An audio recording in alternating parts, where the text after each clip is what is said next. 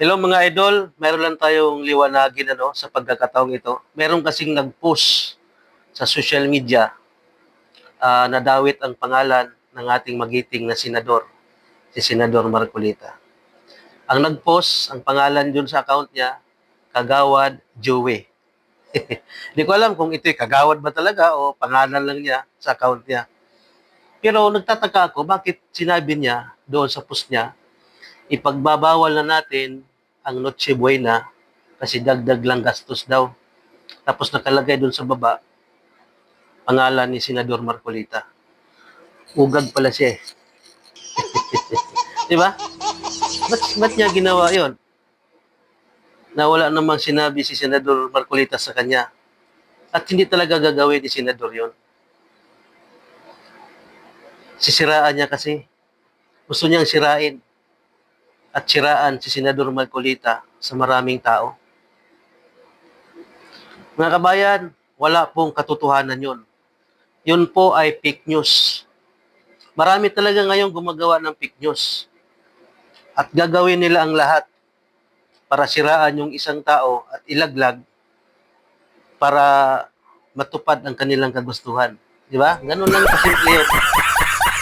So, shout out po doon sa nag-post na yon. Malalaman natin yan kung anong gagawin ni Senador Marcolita. Baka ipatawag kayo, kakasuhan kayo dahil sa paninirang puri. Paninirang puri po yan eh. Di ba? Gusto nyong dumami ang inyong follower at views, dinaman nyo pa ang ating senador. Nalalaman nyo kasi na si Senador Marcolita kanib sa Iglesia ni Cristo. Hindi kami Noche Buena, wala kami yan kasi nga bawal sa amin yan. Kaya yun, ang ginawa nyong paraan para siraan siya. Ano ba nakain mo? Hindi kaya kasabot ito ni Alfred Guzman at saka ni Epifanio Tarantado Labrador, at saka yung isa pang babae na mukhang baboy. Di ba? Tayo ko lang sa inyo, mag-isip-isip kayo. Hindi naman pwede na, siyempre, kapatid namin sa iglesia, hindi pwedeng pabayaan yan.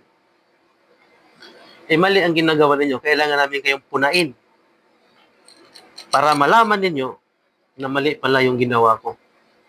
Ganun lang kasimple yun, mga idol. Kaya, shout out po doon sa nag-post, si Kagawa Joey. Shout out sa'yo. Siguro, kung mayroong maniniwala sa'yo, doon sa post mo na yon, utak hipot.